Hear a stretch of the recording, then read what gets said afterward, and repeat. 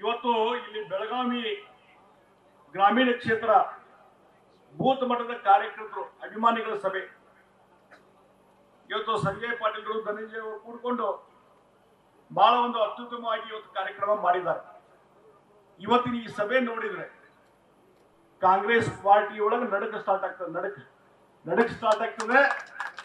ಇವತ್ತೇನು ನಮ್ಮ ರಮೇಶ್ ಜಾರಕಿಹೊಳಿ ಹೇಳಿದ್ರು, ಇಲ್ಲಿಂದಲೇ ಜಯಬೇರಿ ಚಾಲು, ಇಲ್ಲಿಂದಲೇ ಜಯಬೇರಿ, ಜಯದ ಓಟ ಇಲ್ಲಿಂದಲೇ ಪ್ರಾರಂಭ.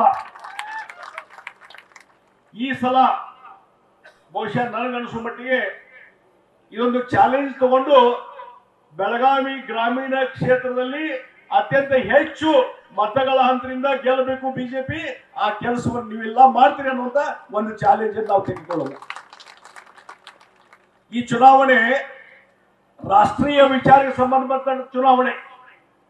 ಯಾವುದೇ ಜಾತಿ ಮತ್ತೊಂದು ಯಾವುದೂ ಇಲ್ಲ. ಇಲ್ಲಿ ರಾಷ್ಟ್ರೀಯ ನಾಯಕರು ಯಾರಾಗಬೇಕು, ರಾಷ್ಟ್ರದ ಚುಕ್ಕಾಣಿ ಯಾರು ಹಿಡಿಬೇಕು, ರಾಷ್ಟ್ರ ಯಾರ ಕೈಯಲ್ಲಿ ಸುಭದ್ರವಾಗಿ ಸಂರಕ್ಷಿತವಾಗಿ ಅವ್ರ ಕೈಯಲ್ಲಿ ರಕ್ಷಣೆ ಇರ್ತದೆ, ಇದು ನಿರ್ಧಾರವಂತ ಚುನಾವಣೆ. ನರೇಂದ್ರ ಮೋದಿ ಅವರು ಈಗಾಗಲೇ 10 ವರ್ಷ ಅಧಿಕಾರವನ್ನು ಮಾಡಿ ಇಡೀ ದೇಶದ ಜನರ ಒಂದು ವಿಶ್ವಾಸವನ್ನ, ಪ್ರೀತಿ ವಿಶ್ವಾಸವನ್ನು ತೆಗೆದುಕೊಂಡಿದ್ದಾರೆ. 10 ವರ್ಷದ ಹಿಂದೆ ನರೇಂದ್ರ ಮೋದಿ ಅವರು ಈ ದೇಶದ ಚುಕ್ಕಾಣಿ ಹಿಡಿಯುವ ಮುಂಚೆ ಯಾವ ರೀತಿ ಜನಪ್ರಿಯತೆ ಇತ್ತೋ ಅದೇ ಜನಪ್ರಿಯತೆ 10 ವರ್ಷದ ನಂತರ ಇವತ್ತು ನರೇಂದ್ರ ಮೋದಿಯವರಿಗಿದೆ. ಮತ್ತು ನರೇಂದ್ರ ಮೋದಿಯವರು ಬರೇ ನಮ್ಮ ದೇಶದ ಜನಪ್ರಿಯ ನಾಯಕರಲ್ಲ, ಇವತ್ತು ವಿಶ್ವದಲ್ಲಿ, ಜಗತ್ತಿನಲ್ಲಿ ಇತ್ತೀಚೆಗೆ ಒಂದು ಸಮೀಕ್ಷೆ ಆಯಿತು. ಅಂತಾರಾಷ್ಟ್ರೀಯ ಮಟ್ಟದಲ್ಲಿ ಕೆಲವು ಮಾಧ್ಯಮದವರು, ಕೆಲವು ಏಜೆನ್ಸಿ ಸಮೀಕ್ಷೆ ಮಾಡಿ ಜಗತ್ತಿನ 10 ನಾಯಕರಲ್ಲಿ ಯಾರು ಜನಪ್ರಿಯ ನಾಯಕರಂತ ಸಮೀಕ್ಷೆ ಮಾಡಿದಾಗ ಇಡೀ ಜಗತ್ತಿನಲ್ಲಿ ನಂಬರ್ 1 ಜನಪ್ರಿಯ ನಾಯಕರು ಯಾರಂದ್ರೆ ಅದು ನರೇಂದ್ರ ಮೋದಿಯವರು. ಹೀಗಾಗಿ ಇವತ್ತು ನರೇಂದ್ರ ಮೋದಿಯವರ ಕಡೆ ಬಹಳ ಲಕ್ಷ್ಯ ಇದೆ. ಮತ್ತೆ ಈ ಚುನಾವಣೆ ನಡೀತದಲ್ಲ, ಲೋಕಸಭಾ ಚುನಾವಣೆ, ಇಡೀ ಜಗತ್ತು ನೋಡಾಕತ್ತಿದೆ. ಇಡೀ ಜಗತ್ತು ಮೋದಿಯವರು ಮುಂದೆ ಪ್ರಧಾನಮಂತ್ರಿ ಆಗ್ತಾರೋ ಇಲ್ಲೋ, ಯಾಕಂದ್ರೆ ಕೆಲವು ರಾಷ್ಟ್ರಗಳು ಸಂಚು ಮಾಡ್ಲಿಕ್ಕೆ ಹತ್ತಿದಾವೆ. ಚೈನಾ ನಮ್ಗೆ ಯಾವಾಗಲೂ ಸ್ಪರ್ಧೆ ಮಾಡುವಂತ ಚೈನಾ, ಅವ್ರು ಯಾವಾಗಲೂ ನೋಡ್ತಾ ಇದ್ದಾರೆ ಇಲ್ಲಿ ನರೇಂದ್ರ ಮೋದಿ ಅವರು ಎಲ್ಲಿವರೆಗೆ ಇರ್ತಾರೆ, ಅವ್ರು ಪ್ರಧಾನಮಂತ್ರಿ ಆಗಿರ್ತಾರೆ, ಚೈನಾಗೆ ಸ್ಕೋಪ್ ಇಲ್ಲ. ಮತ್ತು ಅಮೆರಿಕ ಆಗ್ಲಿ ಅಥವಾ ಇನ್ನಿತರ ಮುಂದುವರೆದ ರಾಷ್ಟ್ರ ಇದಾವಲ್ಲ, ಅವರೆಲ್ಲ ನೋಡ್ತಾ ಇದ್ದಾರೆ ಈ ಚುನಾವಣೆ ಏನಾಗ್ತದೆ ಅಂತ ಹೇಳಿ. ಇತ್ತೀಚೆಗೆ ಒಂದು ಪತ್ರಿಕೆಯಲ್ಲಿ ಬಂದಿತ್ತು, ಚೈನಾ ದೇಶ ಆರ್ಟಿಫಿಷಿಯಲ್ ಇಂಟೆಲಿಜೆನ್ಸಿ ಆ ತಂತ್ರಗಾರಿಕೆ ಮುಖಾಂತರ ಈ ಚುನಾವಣೆಯಲ್ಲಿ ಇವತ್ತು ಮೋದಿ ಅವರು ಸೋಲಿಸುವಂತ ಪ್ರಯತ್ನ ನಡೀತಾ ಇದೆ ಅನ್ನುವಂಥದ್ದು ಪತ್ರಿಕೆಯಲ್ಲಿ ಬಂದಿತ್ತು. ಆದ್ರೆ ನಾನು ಹೇಳ್ತೀನಿ, ಯಾವುದೇ ದೇಶ, ಯಾವುದೇ ತಂತ್ರ, ಪ್ರತಿತಂತ್ರ ಏನೇ ಮಾಡಲಿ, ದೇಶದ ಜನ 140 ಕೋಟಿ ಜನ ಡಿಸೈಡ್ ನಿರ್ಧಾರ ಮಾಡಿದಾರೆ ನರೇಂದ್ರ ಮೋದಿ ಅವರು 3ನೇ ಬಾರಿ ಪ್ರಧಾನಮಂತ್ರಿ ಆಗಬೇಕು ಅನ್ನುವಂಥದ್ದು. ಆ ಹಿನ್ನೆಲೆಯಲ್ಲಿ ಇವತ್ತು ದೇಶ ನೋಡಿ, ಮೋದಿ ಅವರು ಪ್ರಧಾನಮಂತ್ರಿ ಆಗೋಕ್ಕಿಂತ ಮುಂಚೆ ಆರ್ಥಿಕ ಪ್ರಗತಿಯಲ್ಲಿ ನಮ್ಮ ದೇಶ 8ನೇ ಸ್ಥಾನದಲ್ಲಿತ್ತು, 8ನೇ ಸ್ಥಾನ. ಇವತ್ತು 10 ವರ್ಷದಲ್ಲಿ 4ನೇ ಸ್ಥಾನಕ್ಕೆ ಬಂದಿದೆ. 4ನೇ ಸ್ಥಾನಕ್ಕೆ ಬರೀ 10 ವರ್ಷದಲ್ಲಿ. ಇನ್ನೊಂದು 2-3 ವರ್ಷದಲ್ಲಿ 3ನೇ ಸ್ಥಾನಕ್ಕೆ ಬರ್ತೀವಿ, 3ನೇ ಸ್ಥಾನಕ್ಕೆ. ಇನ್ನು 10 ವರ್ಷದ ನಂತರ ಭಾರತ ದೇಶ ಇಡೀ ಜಗತ್ತಿನಲ್ಲಿ ಎಲ್ಲಾ ರಾಷ್ಟ್ರವನ್ನು ಮೀರಿ ನಂಬರ್ 1 ಸ್ಥಾನದಲ್ಲಿ ಬರ್ತೀವಿ, ನಂಬರ್ 1 ಸೂಪರ್ ಪವರ್ ಆಗ್ತೇವೆ. ಇದಕ್ಕೆ ತಳಪಾಯ ಹಾಕಿದವರು ಸನ್ಮಾನ್ಯ ನರೇಂದ್ರ ಮೋದಿ ಅನ್ನುವಂತ ಮಾತಾಡ್ತೀನಿ. ನರೇಂದ್ರ ಮೋದಿ ನೋಡಿ ಯಾವ ರೀತಿ ಇವತ್ತು ಅಕ್ಕಪಕ್ಕದಲ್ಲಿ ರಾಷ್ಟ್ರಗಳು, ಪಾಕಿಸ್ತಾನ, ಇತ್ತೀಚೆಗೆ ಪಾಕಿಸ್ತಾನದಲ್ಲಿ ಅಲ್ಲಿ ಯುವಕರ ಒಂದು ವಿಡಿಯೋ ನೋಡಿದ್ದೀನಿ ನಾನು. ಅದರಲ್ಲಿ ಮಾತಾಡ್ತಾ ಇದ್ರು ಏನಂದ್ರೆ, ನಮ್ಮ ಪಾಕಿಸ್ತಾನ ಆರ್ಥಿಕವಾಗಿ ತೊಂದರೆಯಲ್ಲಿದೆ. ಪಾಕಿಸ್ತಾನ ಅಂದಾಜುಂದಿ ಸರ್ಕಾರದಿಂದ, ಅಲ್ಲಿ ನಾಯಕರ ಕೊರತೆಯಿಂದ ಬಹಳಷ್ಟು ಅಧೋಗತಿಗೆ ಹೋಗಿದೆ. ಹೀಗಾಗಿ ಆ ಯುವಕರು ಮಾತಾಡ್ತಿದ್ರು, ನಮ್ಮ ನಾಯಕರಲ್ಲಿ ನಮಗೆ ವಿಶ್ವಾಸ ಇಲ್ಲ, ನಮ್ಮ ದೇಶ ಕುಸಿದೋಗ್ತದೆ.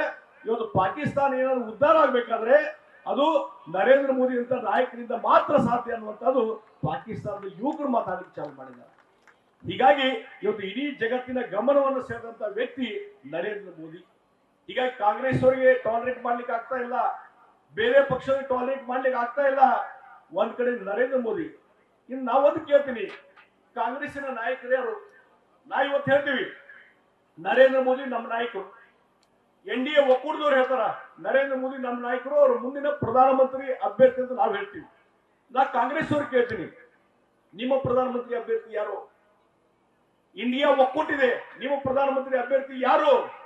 ಇಲ್ಲ, ಯಾರು ಹೆಸರಿಲ್ಲ, ಯಾರು ಹೆಸರಿಲ್ಲ. ರಾಹುಲ್ ಗಾಂಧಿ ಯಾರು ಒಪ್ತಾ ಇಲ್ಲ. ಮಲ್ಲಿಕಾರ್ಜುನ್ ಖರ್ಗೆ ಅವ್ರದ್ದು ಆ ಇಂಡಿಯಾ ಒಕ್ಕೂಟದ ಹೇಳಿದ್ರೆ ರಾಹುಲ್ ಗಾಂಧಿ ಒಪ್ತಾ ಇಲ್ಲ. ಇಂಡಿಯಾ ಅಖಿಲೇಶ್ ಯಾದವ್ ಮಾಡ್ತಿರೋ ಅಥವಾ ಜೈಲಿನಲ್ಲಿರುವಂತ ಭ್ರಷ್ಟಾಚಾರದ ಆಪಾದನೆಯಿರುವಂತ ಸುರ್ಜೇವಾಲ್ ಮಾಡ್ತಿರೋ ಅಥವಾ ಮಮತಾ ಬ್ಯಾನರ್ಜಿ ಈಗಾಗಲೇ ಇಂಡಿಯಾ ಒಕ್ಕೂಟದಿಂದ ಹೊರಗೆ ಹೋಗ್ಬಿಟ್ಟಿದ್ದಾರೆ. ಇನ್ಯಾರು ಮತ್ತೆ ಇನ್ಯಾರು ಬೇರೆ ಯಾರು ಶರದ್ ಪವಾರ್ ಮಾಡ್ತಿರೋ, ಕೇಜ್ರಿವಾಲ್ ಇವತ್ತು ಜೈಲಿನಲ್ಲಿದ್ದಂತ ಕೇಜ್ರಿವಾಲ್ ಅನ್ನು ನೀವು ಮಾಡ್ತಿರೋ, ಇದಕ್ಕೆ ಉತ್ತರ ಕೊಡಿ. ಇಲ್ಲ, ಉತ್ತರ ಕೊಡ್ತಾ ಇಲ್ಲ. ಇವತ್ತು ಇನ್ನೊಬ್ರು ರಾಜ್ಯದ ನಾಯಕರು ಹೇಳ್ತಾ ಇದ್ದಾರೆ ನಿಮ್ಮ ಪ್ರಧಾನ ಅಭ್ಯರ್ಥಿ ಯಾರಂತ ಅವ್ರು ಕೇಳಿದ್ರು. ಯಾರಿಗೆ? ಹರಿಪ್ರಸಾದ್ ನಿನ್ನೆ ಟಿವಿಯಲ್ಲಿ ಕೇಳಿದಾಗ ಅವ್ರು ಹೇಳಿದ್ರು ಅದು ಮುಂದೆ ಚುನಾವಣೆ ಆಗಲಿ, ಚುನಾವಣೆ ಆದ್ಮೇಲೆ ಡಿಸೈಡ್ ಮಾಡ್ತೀವಿ ಅಂತ. ಅಂದ್ರೆ ಇಲ್ಲಿ ಮೊದಲೇ ಹೇಳಕ್ ಧೈರ್ಯನೇ ಇಲ್ಲ, ಯಾಕಂದ್ರೆ ಅವ್ರಿಗೆ ವಿಶ್ವಾಸವಾಗಿದೆ. ಇತ್ತೀಚೆಗೆ ರಾಜ್ಯಸಭಾ ಅಧಿವೇಶನದಲ್ಲಿ ಮಲ್ಲಿಕಾರ್ಜುನ್ ಖರ್ಗೆ ಅವರು ಭಾಷಣ ಮಾಡುವಾಗ ಹೇಳ್ತಾರೆ, ಏನ್ರಿ ಮೋದಿಜಿಯವರೇ, ನಿಮ್ಗೆ 400 ಸೀಟ್ ಬಂದ್ಬಿಡ್ತಾವಲ್ಲ ಅಂತ ಅಂದ್ಬಿಟ್ಟು. ಮಲ್ಲಿಕಾರ್ಜುನ್ ಖರ್ಗೆ ಅವ್ರ ಮಾತಿನಿಂದ ಬಂದ್ಬಿಡ್ತದ. ಹೀಗಾಗಿ ಇವತ್ತು ಕಾಂಗ್ರೆಸ್ ಅವರು ವಿಶ್ವಾಸ ಕಳ್ಕೊಂಡಿದ್ದಾರೆ. ಭಾರತೀಯ ಜನತಾ ಪಾರ್ಟಿಗೆ ದಿನಕ್ಕೆ ಇವತ್ತು ಬೆಂಬಲ ಜಾಸ್ತಿ ಆಗ್ತಾ ಇದೆ. ಎಲ್ಲ ಕಡೆ ಮೋದಿಯವರ ಅಲೆ ಬಿರುಗಾಳಿ, ಹೆಮ್ಮರವಾದಂತಹ ಗಾಳಿ ಇವತ್ತು ಬೀಸಲಿಕ್ಕೆ ಚಾಲು ಮಾಡಿದೆ. ಇದು ಸುಂಟರ ಗಾಳಿಯಾಗಿ ಕಾಂಗ್ರೆಸ್ ಮತ್ತು ಎಲ್ಲರನ್ನು ಮನೆಗೆ ಕಳಿಸುವಂತಹ ಸುಂಟರ ಗಾಳಿ ಆಗ್ತದೆ ಮೋದಿಯವರ ಈ ಒಂದು ಹವಾ ಅನ್ನುವಂತ ಮಾತನ್ನು ಈ ಸಂದರ್ಭ ಹೇಳ್ತೀನಿ. ಅದಕ್ಕಾಗಿ ಒಂದು ಮಾತನ್ನು ಹೇಳ್ತೀನಿ, ಮೋದಿಯವರು ಮತ್ತೊಂದ್ಸಲ ಪ್ರಧಾನಮಂತ್ರಿ ಆಗಬೇಕು. ಯಾಕಂದ್ರೆ ದೇಶದ ಸುರಕ್ಷತೆ ಸಲುವಾಗಿ. ನೋಡಿ, ಮೋದಿಯವರು ಮಾಡಿದಂತ ಕೆಲಸ ಕಾರ್ಯಗಳು ಇವತ್ತು ಜಮ್ಮು ಕಾಶ್ಮೀರದಲ್ಲಿ ದಿನನಿತ್ಯ ಭಯೋತ್ಪಾದಕರ ಹಾವಳಿ, ಅಲ್ಲಿ ವಿಶೇಷ ಸ್ಥಾನಮಾನ ಕೊಡಲಾಗಿತ್ತು. ಅಲ್ಲಿ ವಿಶೇಷ ಸ್ಥಾನಮಾನ ಆರ್ಟಿಕಲ್ 370 ನಾವು ಪ್ರಾಮಿಸ್ ಮಾಡಿದ್ವಿ, ನರೇಂದ್ರ ಮೋದಿ ಪ್ರಾಮಿಸ್ ಮಾಡಿದ್ರು, ನಾವು ಅಧಿಕಾರಕ್ಕೆ ಬಂದ್ರೆ ಆರ್ಟಿಕಲ್ 370 ತೆಗೆದು ಹಾಕ್ತೀವಿ ಅಂತ ಹೇಳಿ. ಇವತ್ತು ನೋಡಿ, ಆರ್ಟಿಕಲ್ 370 ತೆಗೆದು ಹಾಕಿದ್ರಿಂದ ಮೋದಿಯವರು, ಅಮಿತ್ ಶಾ ಇವತ್ತು ಜಮ್ಮು ಕಾಶ್ಮೀರದಲ್ಲಿ ಶಾಂತಿ ನೆಲೆಸಿದೆ. ಇವತ್ತು ಬೆಳಗಾವಿದವರು, ಹಿಂಡಲಗದವರು ನೀವು ಜಮ್ಮು ಕಾಶ್ಮೀರಕ್ಕೆ ಹೋಗಿ ಆಸ್ತಿ ಖರೀದಿ ಮಾಡ್ಬೋದು, ನಿಮ್ಮ ವಹಿವಾಟು ಮಾಡ್ಬೋದು. ಮೊದಲು ಈ ಅವಕಾಶ ಇರಲಿಲ್ಲ, ಇವತ್ತು ಆ ಅವಕಾಶ ಬರ್ತದೆ. ನಾವೆಲ್ಲ ತಂಪು ಸ್ಥಳ ಅಂತ ಹೇಳಿ ಸ್ವಿಟ್ಜರ್ಲೆಂಡ್ ಹೋಗ್ತೀವಿ. ಇನ್ನು ಮುಂದೆ ಇಡೀ ದೇಶದ ಭಾರತ ದೇಶದ ಸ್ವಿಟ್ಜರ್ಲೆಂಡ್ ಯಾವುದು? ಅದು ಜಮ್ಮು ಕಾಶ್ಮೀರ್ ಶಾಂತಿ ನೆಲೆಸಿದೆ. ಇನ್ನೊಂದು ಕಪ್ಪು ಚುಕ್ಕೆ ಇದೆ ಜಮ್ಮು ಕಾಶ್ಮೀರದಲ್ಲಿ, ಏನಂದ್ರೆ POK, ಪಾಕಿಸ್ತಾನ್ ಆಕ್ಯುಪೈಡ್ ಕಾಶ್ಮೀರ್. ಅದೊಂದು ಕಪ್ಪು ಚುಕ್ಕೆ ಆ ಮ್ಯಾಪ್ ನಲ್ಲಿ ಅದೊಂದಿದೆ. ಅದಕ್ಕಾಗಿ ನಾನು ಹೇಳ್ತೀನಿ, ಬಹುಶಃ ಈ 400 ಸೀಟ್ ಪಡ್ಕೊಂಡ ಮೇಲೆ ನರೇಂದ್ರ ಮೋದಿ ಅವರು ಮತ್ತೊಮ್ಮೆ ಪ್ರಧಾನಮಂತ್ರಿ ಆದ್ಮೇಲೆ ಮೊಟ್ಟ ಮೊದಲ ಕೆಲಸ ಈ POKನ ತೆಗೆದು ಹಾಕಿ ಅಖಂಡವಾದಂತಹ ಜಮ್ಮು ಕಾಶ್ಮೀರ ಆ ಮ್ಯಾಪ್ ನಲ್ಲಿ ಬರ್ತದೆ. ಮುಂದಿನ ಗುರಿ ಇದು. ಮತ್ತೆ ಇನ್ನೊಂದು, ರಾಮ ಮಂದಿರ ಅಯೋಧ್ಯೆಯಲ್ಲಿ, ಎಲ್ಲಿ ರಾಮ ಜನ್ಮ ತಾಳಿದನೋ ಆ ಅಯೋಧ್ಯೆಯಲ್ಲಿ ರಾಮ ಮಂದಿರ ಆಗ್ಬೇಕಂತ ಹೇಳಿ 100 ಕೋಟಿ ಜನರ ಆಶಯ. ಆ ಒಂದು ಆಶಯವನ್ನ ಈಡೇರಿಸುವಂತ ಕೆಲಸ ಇವತ್ತು ಯಾರಾದ್ರೂ ಮಾಡಿದ್ರೆ ಅದು ನರೇಂದ್ರ ಮೋದಿ.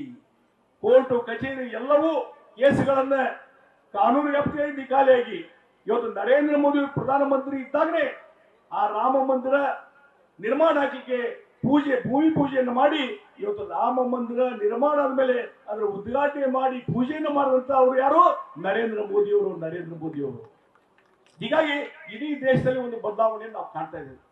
ಬಹುಶಃ ಇನ್ನೊಂದು 400 ಸೀಟ್ ಬಂದ ಮೇಲೆ ಮುಂದಿನ ಮತ್ತೊಂದು ನಮ್ಮ ಗುರಿ, ಇಡೀ ದೇಶದಲ್ಲಿರುವಂತಹ ಎಲ್ಲಾ ನಾಗರಿಕರಿಗೆ ಒಂದೇ ಕಾನೂನು ಬೇಕು. Common civil code. ಹೀಗಾಗಿ ಇವತ್ತು ನಾಗರಿಕರು ಯಾರು ಯಾವುದೇ ಧರ್ಮದವರು ಇರಲಿ, ಮತ್ತೊಂದಿರಲಿ, ಎಲ್ಲರಿಗೂ ಒಂದೇ ಕಾನೂನು. ಇವತ್ತು ಒಂದು ಕಾನೂನು ಇರುವುದಲ್ಲ, ಮುಂದೆ ಎಲ್ಲರಿಗೂ ಒಂದೇ ಕಾನೂನು. ಈ ದೇಶದಲ್ಲಿ ಇರತಕ್ಕಂಥ ನಮ್ಮ ಸಂಸ್ಕೃತಿ ಪರಂಪರೆ ಇದನ್ನು ಒಪ್ಕೊಂಡು ಇವತ್ತು ಕೆಲಸ ಮಾಡಬೇಕಾಗ್ತದೆ. ಆ ಒಂದೇ ಕಾನೂನು ಬರುವಂತದ್ದು ಬಹಳ ಹತ್ತಿರದಲ್ಲಿದೆ ಅನ್ನುವಂತ ಮಾತನ್ನ ಈ ಸಂದರ್ಭದಲ್ಲಿ ನಾನು ಹೇಳಬಯಸ್ತೇನೆ. ಹೀಗಾಗಿ ಇವತ್ತು ಮುಂದಿನ ದೇಶದ ಪ್ರಗತಿ ಸಲುವಾಗಿ ಇವತ್ತು ನರೇಂದ್ರ ಮೋದಿ ಅವರು ದೇಶದ ಅಗತ್ಯ ಇದೆ ಅನ್ನುವಂತ ಮಾತನ್ನು ಹೇಳ್ತೀನಿ. ಇಲ್ಲಿ ದಿವಂಗತ ಸುರೇಶ್ ಅಂಗಡಿಯವರನ್ನ ನೀವು 4 ಬಾರಿ ಆಶೀರ್ವಾದ ಮಾಡಿದ್ರಿ. ಅವರ ಅಕಾಲಿಕ ನಿಧನ ಆದ್ಮೇಲೆ ಇವತ್ತು ಶ್ರೀಮತಿ ಮಂಗಳಾ ಅಂಗಡಿಯವರನ್ನ ನೀವು ಆರಿಸಿಕೊಂಡ್ಬಂದ್ರಿ.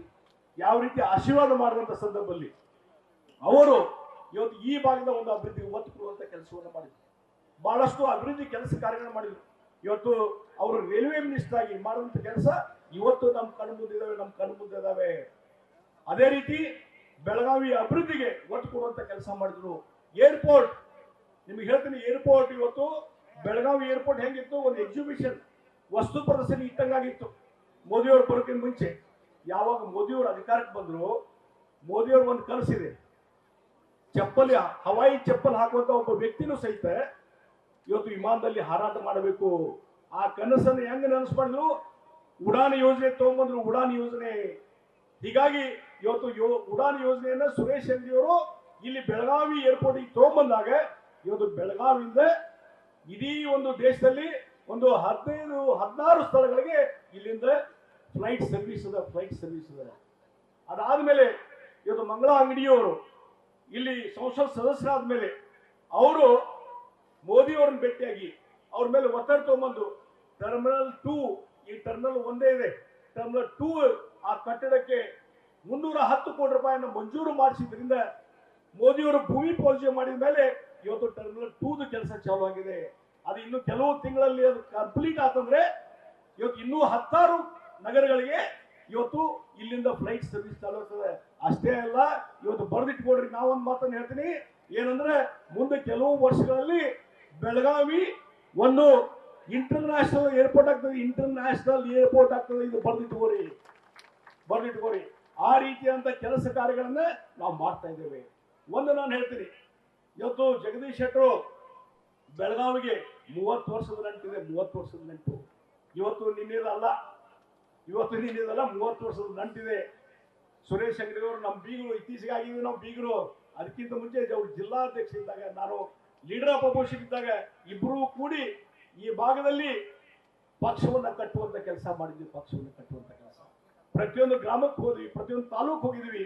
ಹೋಗಿ ಇವತ್ತು ಈ ಭಾಗದ ಜನರ ಧ್ವನಿಯಾಗಿ ನಾ ಅಸೆಂಬ್ಲಿಯಲ್ಲಿ ಮಾತಾಡಿದ್ದೇನೆ.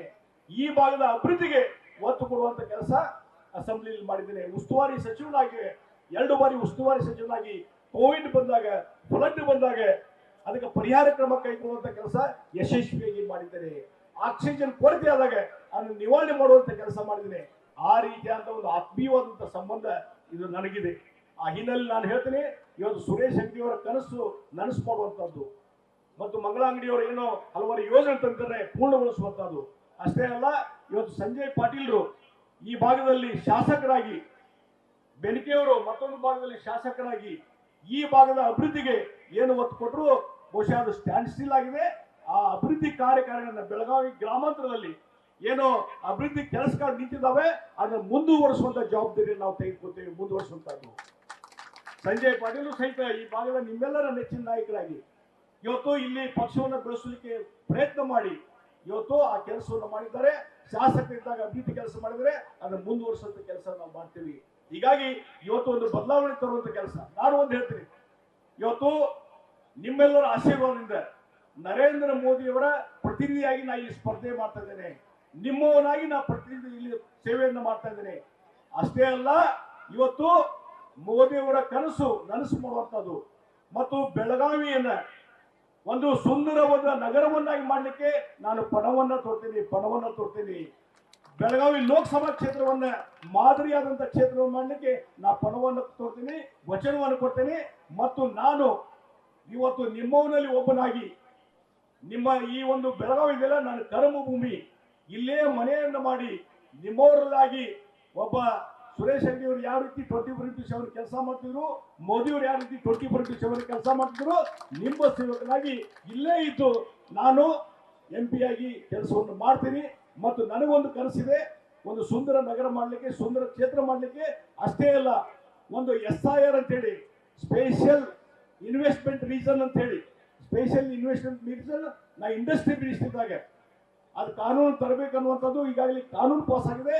ಅದನ್ನು ಅನುಷ್ಠಾನ ಮಾಡುವ ಮುಖಾಂತರ ಈ ಭಾಗದಲ್ಲಿ ಅತಿ ಹೆಚ್ಚು ಉದ್ಯಮಿಗಳನ್ನು ತರುವ ಮುಖಾಂತರ, ಉದ್ಯೋಗ ಅವಕಾಶಗಳನ್ನು ಕೊಡುವ ಮುಖಾಂತರ ನಮ್ಮ ಯುವಕರಿಗೆ ಕೈಗಳನ್ನು ಬಲಪಡಿಸುವಂತ ಕೆಲಸ ಮಾಡ್ತೀವಿ.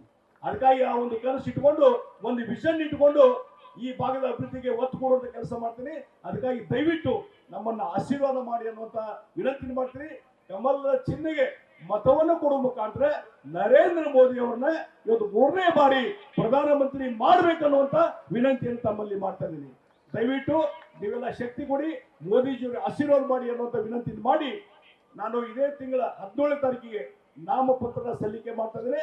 ಆ ನಾಮಪತ್ರಕ್ಕೆ ಸಲ್ಲಿಕೆ ಸಂದರ್ಭದಲ್ಲಿ ಇವತ್ತು ಯಾವ ರೀತಿ ದೊಡ್ಡ ಪ್ರಮಾಣದಲ್ಲಿ ನೀವೆಲ್ಲ ಇಲ್ಲಿ ಸೇರಿದ್ರಿ, ಅದೇ ರೀತಿ ಬೆಳಗಾವಿಗೆ ಬೆಳಿಗ್ಗೆ 10 ಗಂಟೆಗೆ ನೀವೆಲ್ಲ ಬಂದು ಆ ನಾಮಪತ್ರ ಸಲ್ಲಿಕೆ ಯಶಸ್ವಿಗೊಳಿಕೆ ನೀವು ಒಂದು ಶಕ್ತಿ ಕೊಡಿ ಅನ್ನುವಂಥ ವಿನಂತಿಯನ್ನು ಮಾಡಿ ಇವತ್ತು ಬಹಳ ಕಾರ್ಯಕ್ರಮ ಯಶಸ್ವಿ ನಡೆದಿದೆ.